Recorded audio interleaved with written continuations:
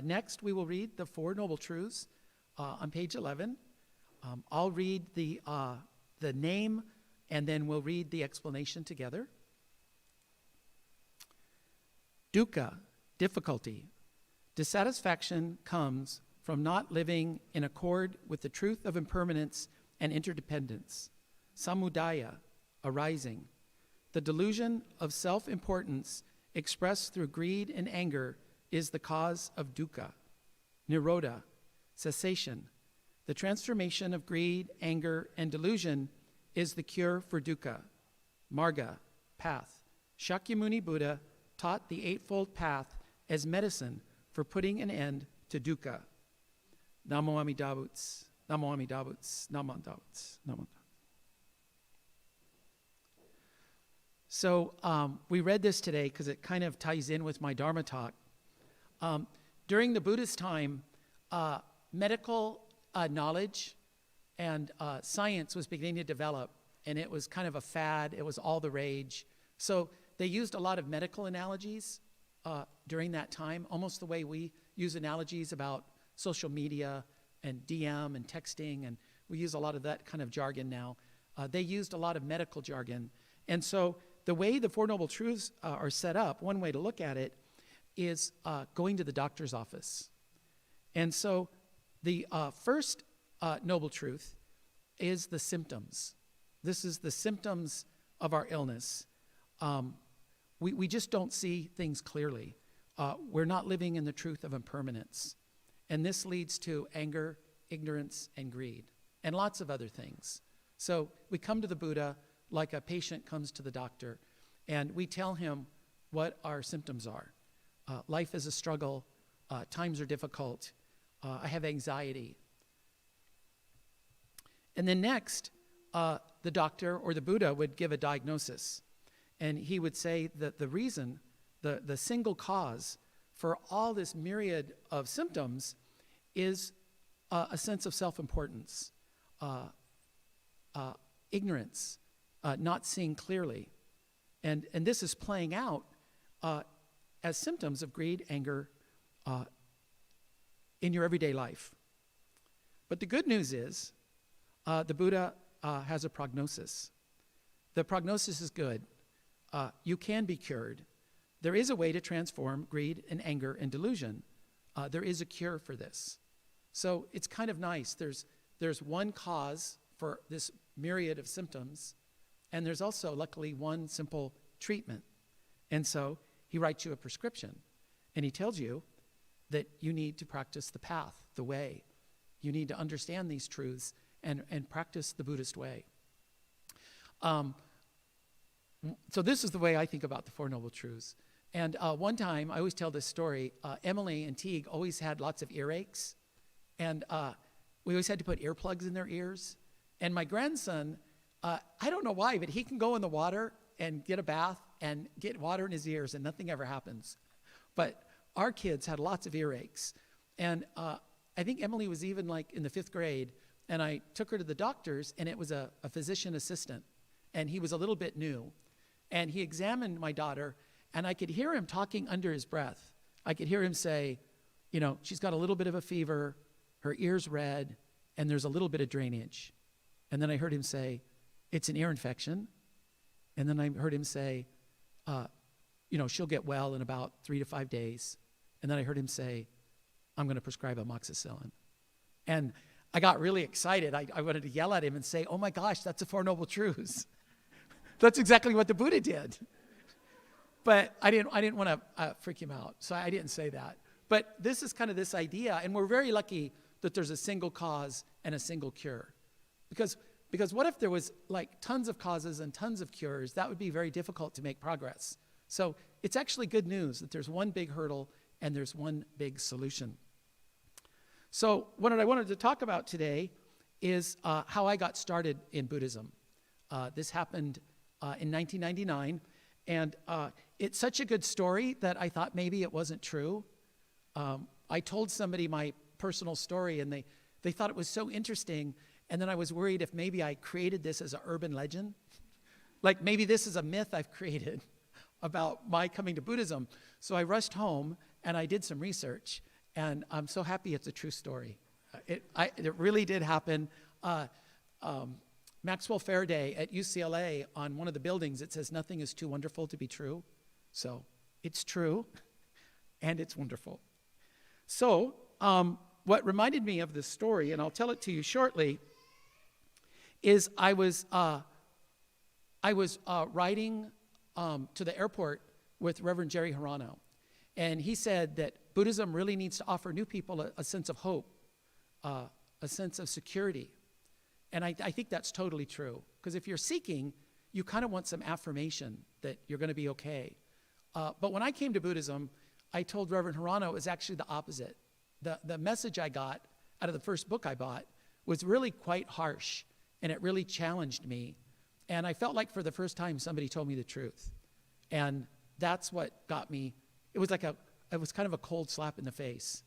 But I felt like for once, somebody told me exactly what was going on. This is the cover of that book. And this little dot in the forehead is opening your wisdom eye, having insight and seeing clearly. And also, as somebody new to Buddhism, we tend to really like statues of the historical Buddha. So this cover was designed for me, right? I love this image. And the other thing, this book was really popular in 1999. So that's another reason why I bought it. So what reminded me of the story that I'm going to tell you is I was at the Vista Buddhist Temple in December in person before Omicron, right? So it's confusing.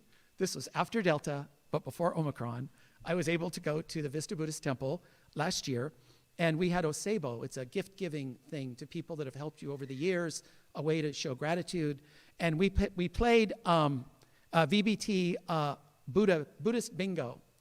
And everything on here is things like, Kancho for the bell, Ohigan, Gasho, Hanamatsuri, interdependence, right view, right meditation.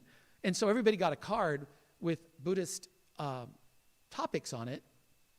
And we were playing blackout bingo, right? You have to get every square to win. And I think of myself as not a very lucky person. So this was my card. I got everything but me. So that's me in the middle of my card. And I thought, I got everything I need for bingo except me. Like, that's what's wrong with this card, is I'm on it. And I remembered that this reminded me of the story of how I came to Buddhism. In my life, I really had everything I needed to be happy, but I always wanted things to be different, and I didn't have much self-reflection, and I was constantly seeking, and I was collecting all these squares, but I was still not there. I was still not engaged. I still wasn't satisfied.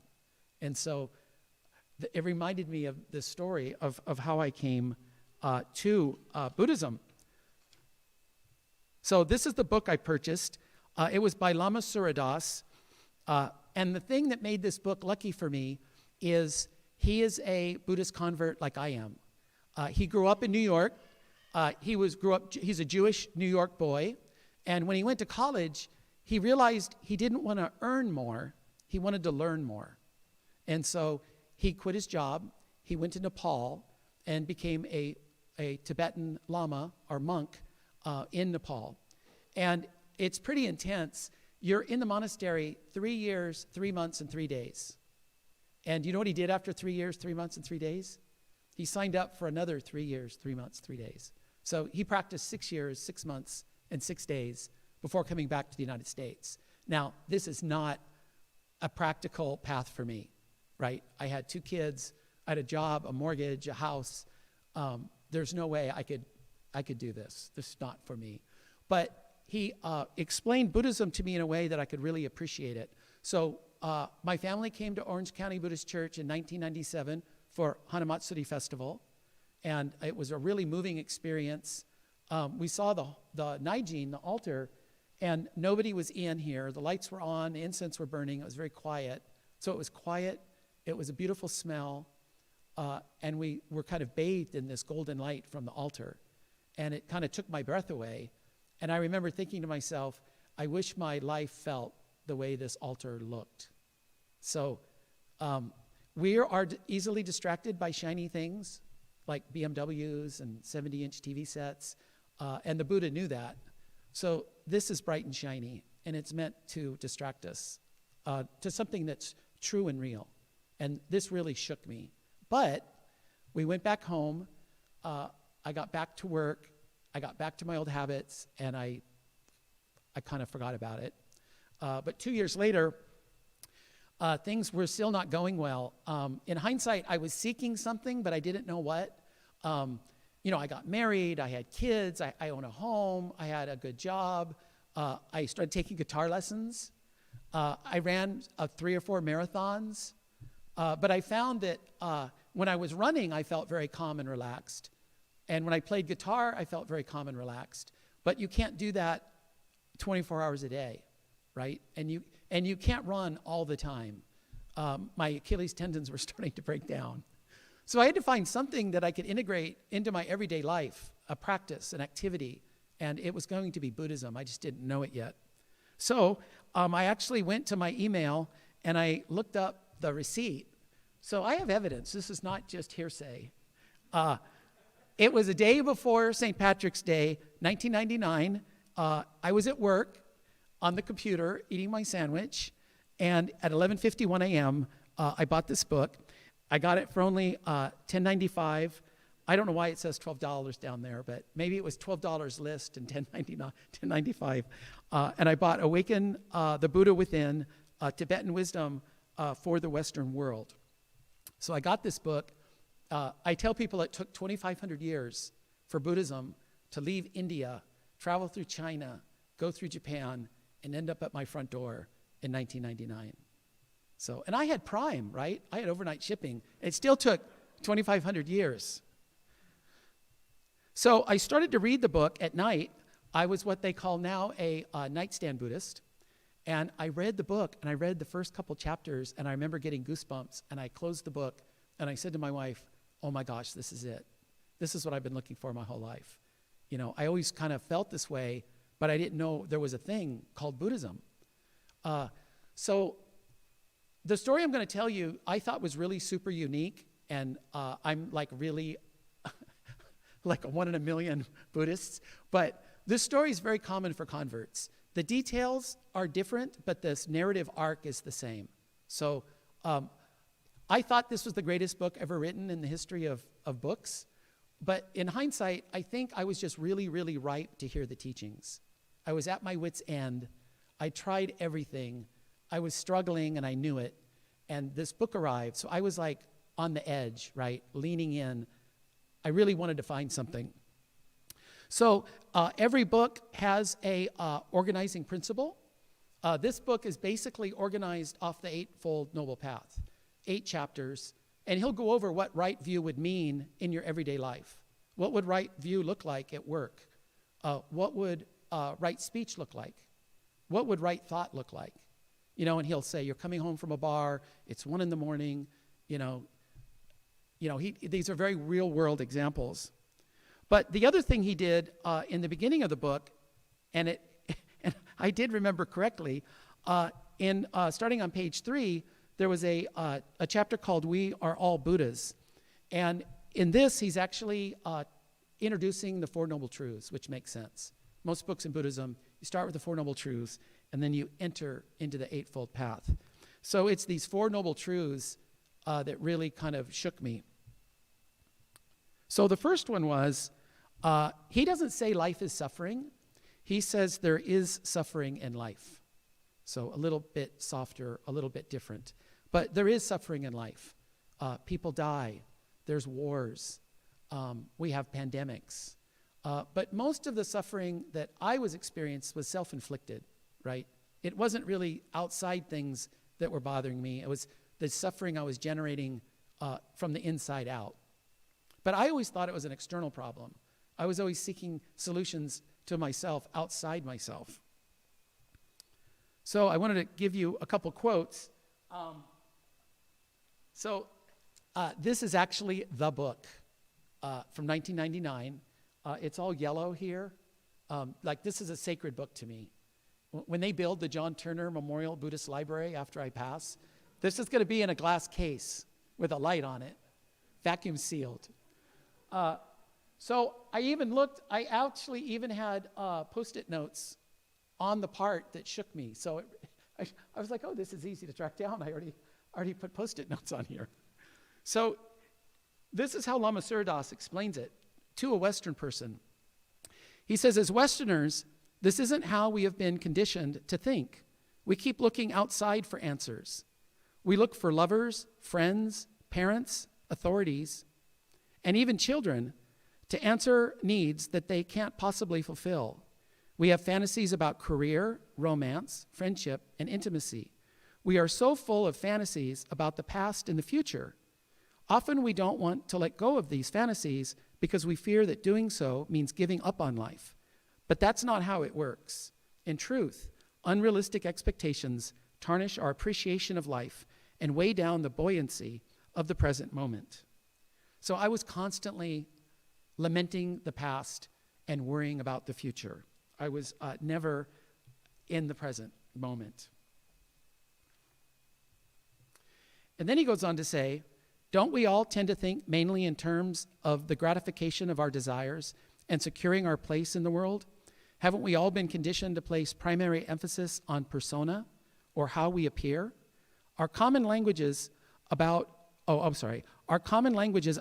with phrases about projecting a good image. The emphasis is on how you appear to yourself as well as how you appear to others. In order to get what you want, don't we all seek security, safety, and reassurance? So this is kind of the opposite of accepting the truth of impermanence.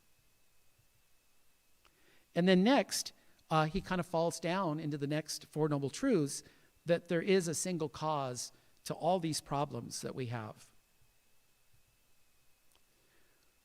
We're often told, don't just stand there, do something. And we do. We do many somethings. When we are involved in unsatisfying relationships, we believe that our solutions will be found in different relationships. When we have jobs that make us angry and resentful, we believe that new jobs will give us what we want. When we're unhappy with our surroundings, we believe we can resolve our unhappiness by changing locales.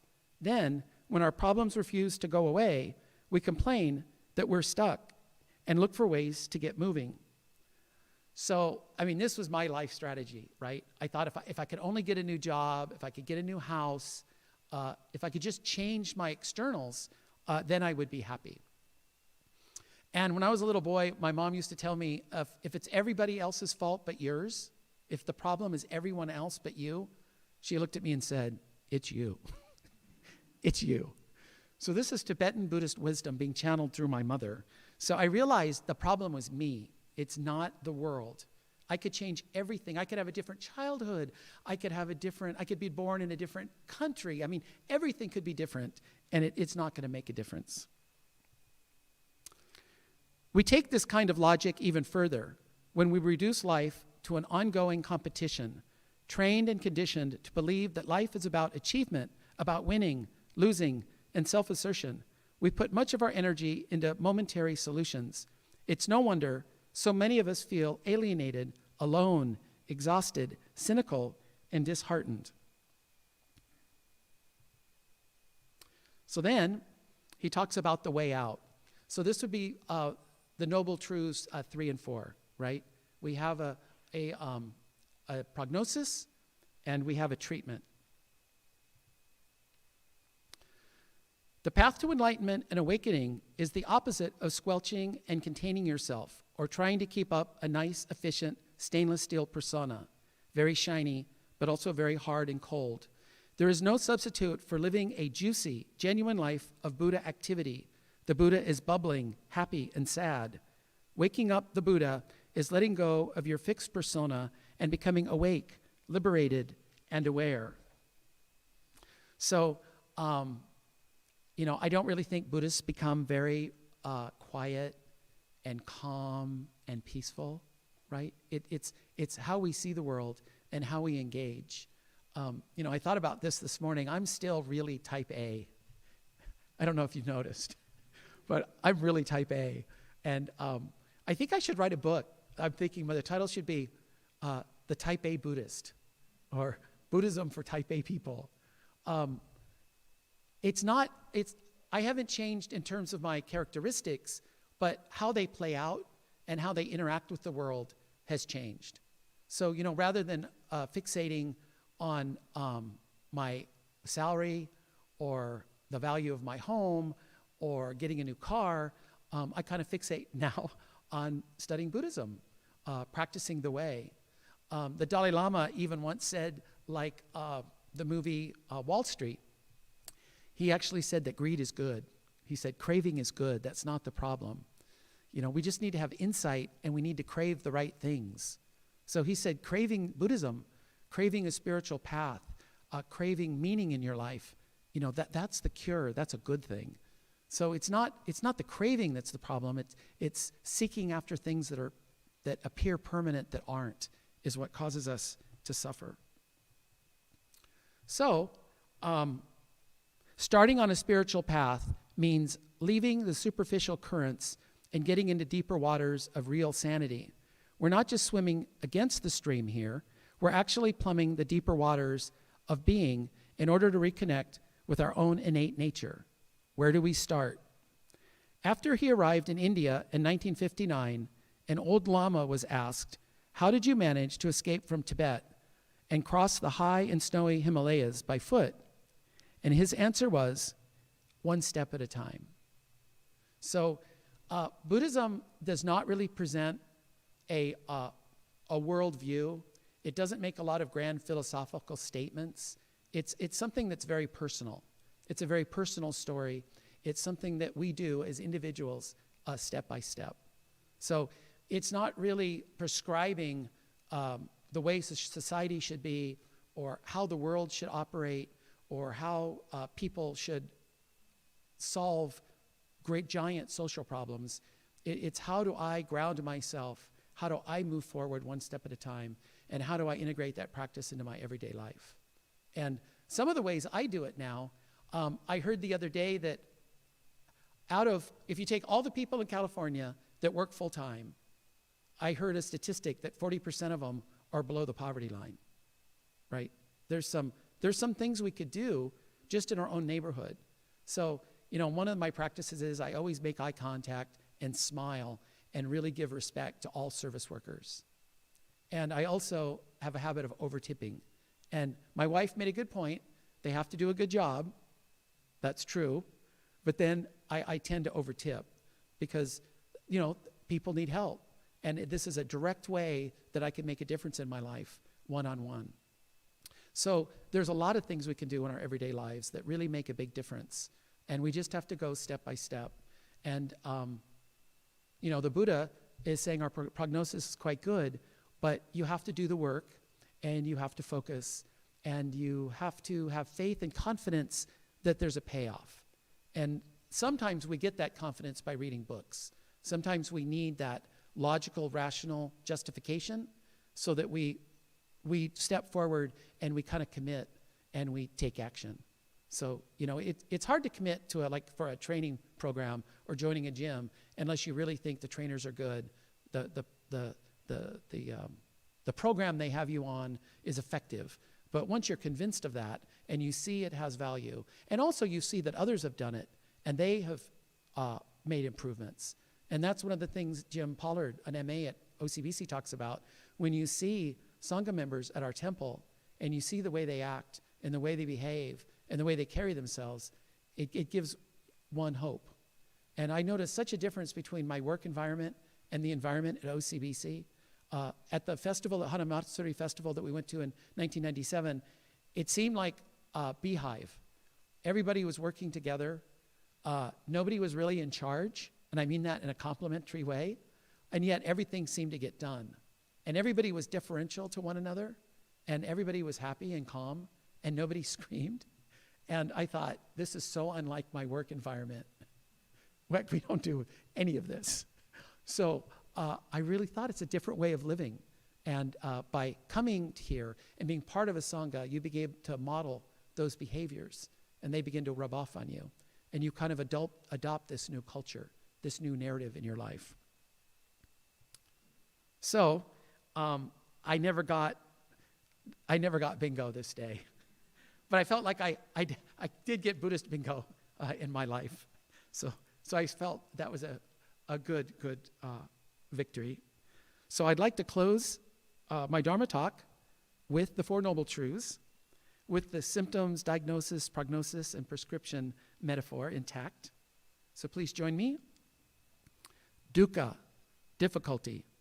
Dissatisfaction comes from not living in accord with the truth of impermanence and interdependence. Samudaya, arising. The delusion of self-importance expressed through greed and anger is the cause of dukkha. Nirodha, cessation. The transformation of greed, anger, and delusion is the cure for dukkha. Marga, path.